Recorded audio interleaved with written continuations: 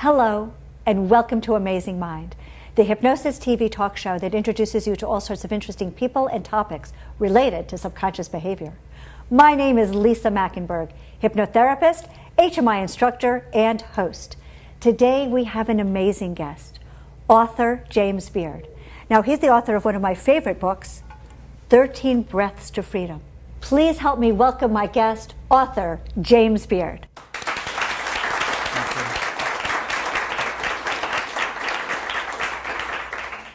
I'm very, very excited to have you. 13 Breaths to Freedom. It sounds so simple and yet so complex. The first question I want to ask you is, what do you mean by freedom? Well, freedom can mean a lot of things to a lot of different people, so it depends on what you want to be free from. Your past, financial debt, all kinds of things you can be free from. So it's up to you. It's the intention behind the word freedom. Got it. And we talk about breathing. I thought everybody can do it. Why do we need a book about breathing? Well, breathing, our bodies know how to breathe. A lot of people say, oh, I know how to breathe. And I go watch people breathe and take a breath. If I was to ask the audience, take a nice full breath. Go ahead, take a nice full breath. It's good for you. But if a lot of you just went right up into your chest, you might have just completely skipped your lower part of your body. So it's being conscious of where the breath goes in your body.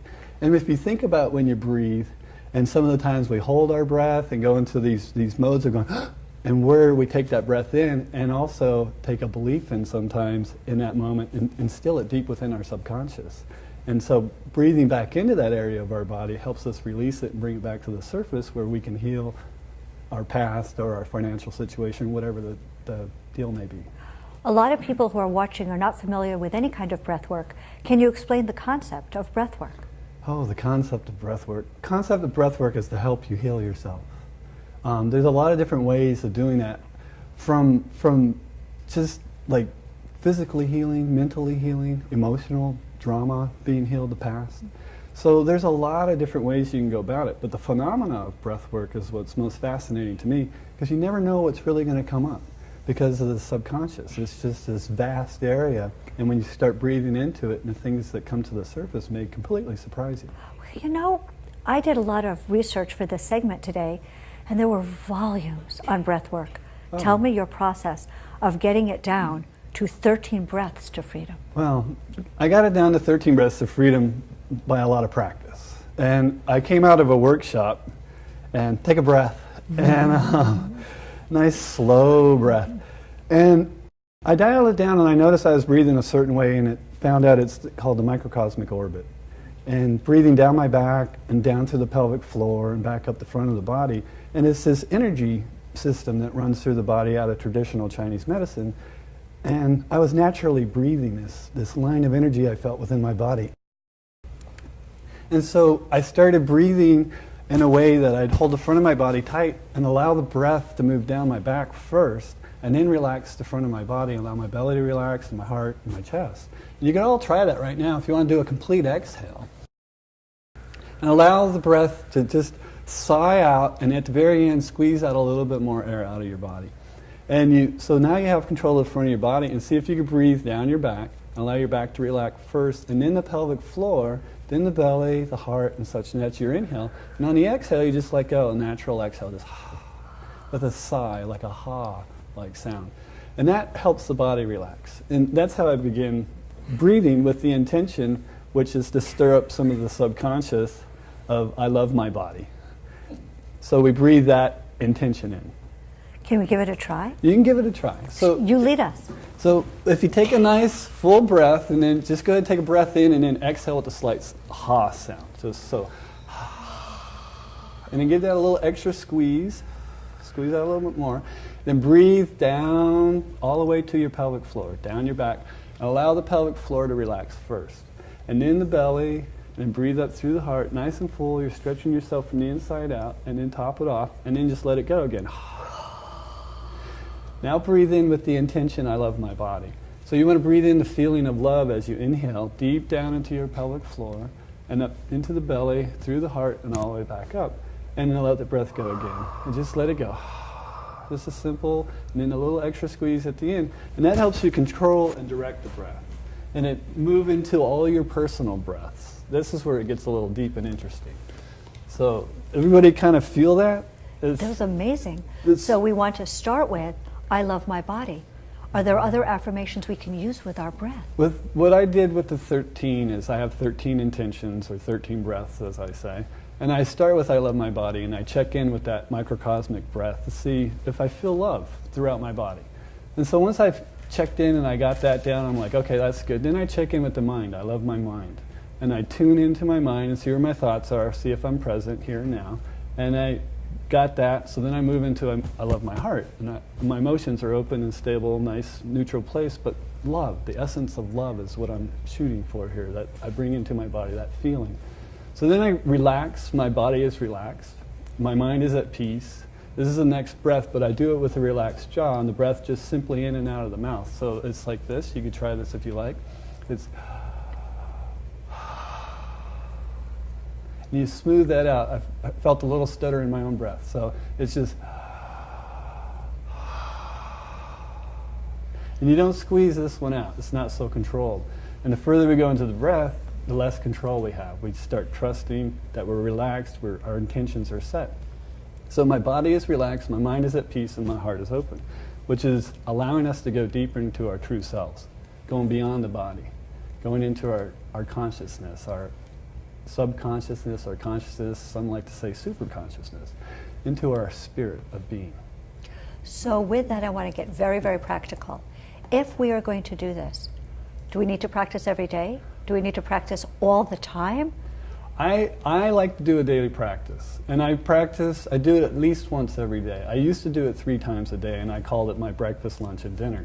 And I would do it before I ate, along with some other exercises, and before each meal throughout the day. And I got into such a synchronistic flow with my life. It's like I could almost do no wrong. Can I ask, why before you eat? Do you need to do it on an empty stomach? It helps if the body doesn't have a full belly, so you can really breathe into the body. You don't become nauseous or dizzy. And is that possible with breathing, with breath work, becoming nauseous and dizzy? Oh, you can knock yourself out with breath work. Really? Yes, which is what I call a complete reset. And so once you get into the deeper, more powerful aspects of the breath, as we get into the next, so that was the first 6, if you caught those. Then the next 3 are I am alive, I am focused, so your intention's focused, and I'm connected. I'm connected to something bigger than my little personal ego. And so the sum total of those is I love myself.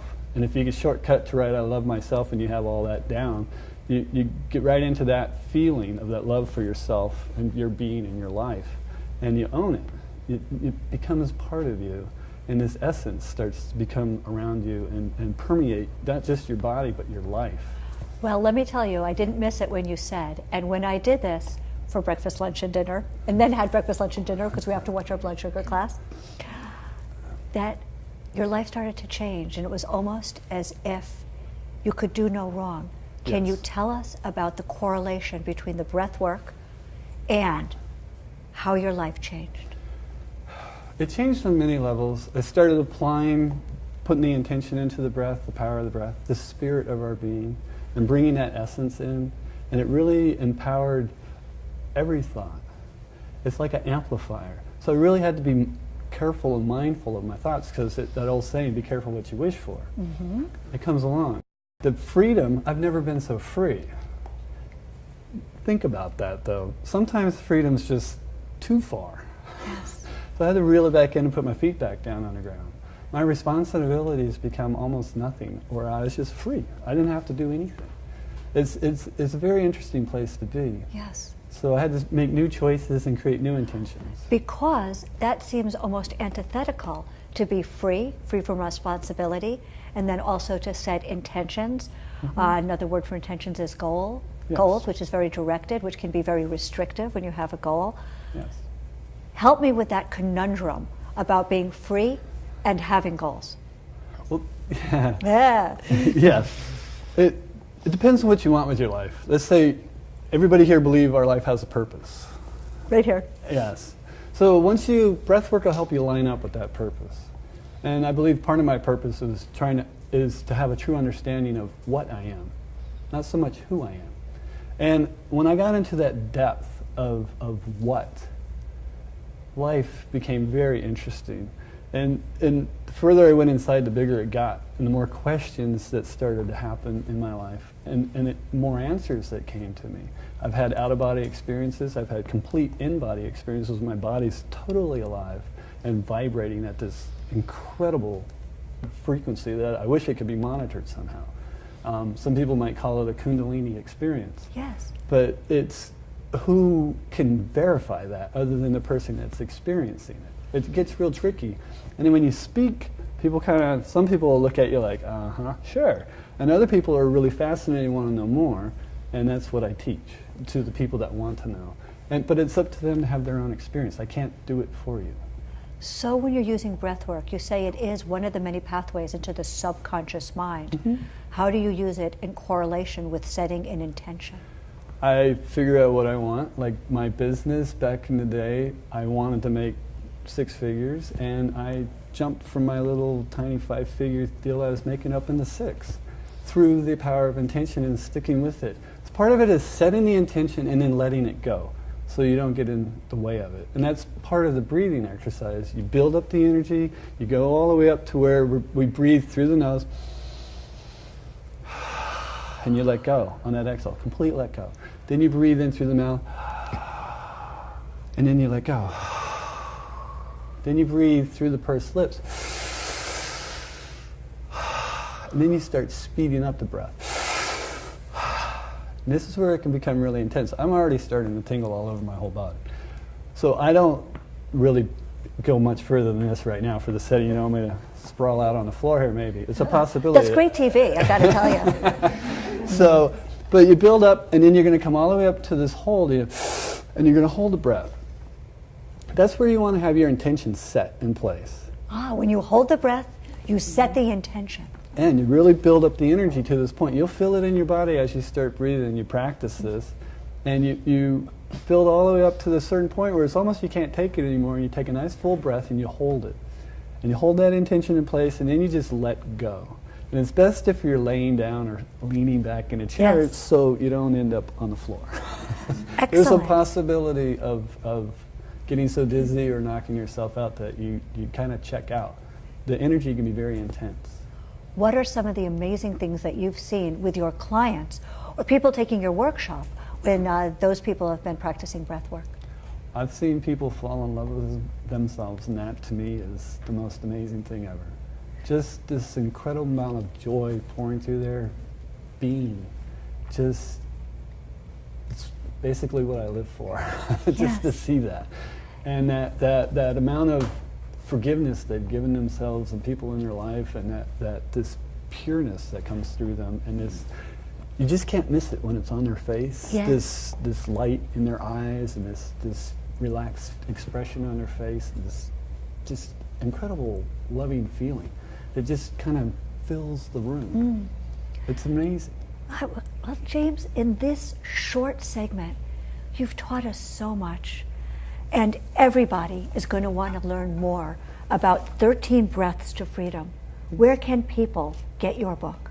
Oh, you can get my book on Amazon, and it's an ebook, so you can download the ebook, and then you can get the book for cheap, a couple more bucks, and you get a hard copy mailed to you sooner or later. And it's also on Smashwords. I offer a workshop that I travel around the country. I'm going to be doing a Breathe on Board in Croatia this year, come up June. I think there's space still available if you want to go cruise along Croatia on a sailboat and do a workshop. And I speak at the Global Inspirational Conference, and I locally do workshops and teach down in San Diego at the School of Healing Arts. Wonderful.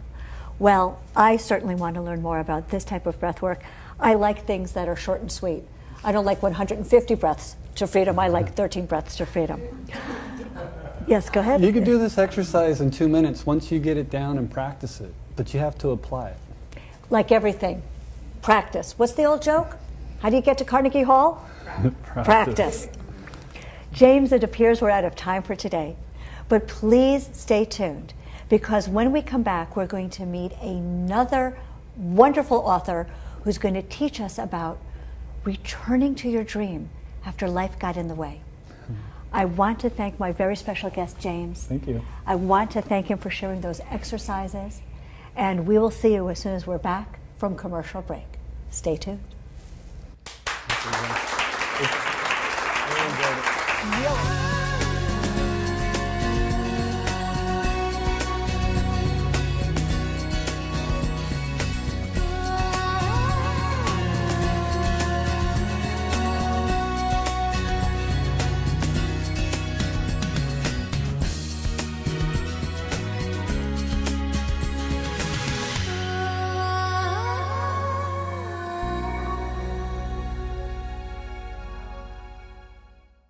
Freedom. Well, freedom can mean a lot of things to a lot of different people, so it depends on what you want to be free from. Your past, financial debt, all kinds of things you can be free from. So it's up to you. It's the intention behind the word freedom. Got it. And we talk about breathing. I thought everybody can do it.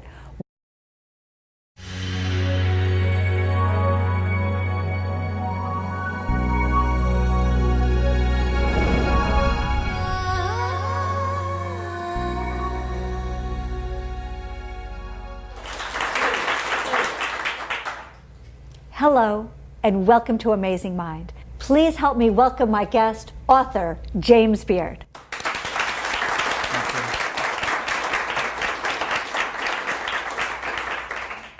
I'm very, very excited to have you. 13 Breaths to Freedom. It sounds so simple and yet so complex. The first question I want to ask you is, what do you mean by the Hypnosis TV talk show that introduces you to all sorts of interesting people and topics related to subconscious behavior? My name is Lisa Mackenberg, hypnotherapist, HMI instructor, and host. Today we have an amazing guest, author James Beard. Now he's the author of one of my favorite books, 13 Breaths to Freedom. Why do we need a book about breathing? Well, breathing, our bodies know how to breathe. A lot of people say, oh, I know how to breathe. And I can watch people breathe and take a breath. If I was to ask the audience, take a nice full breath, go ahead, take a nice full breath, it's good for you. But if a lot of you just went right up into your chest, you might have just completely skipped your lower part of your body. So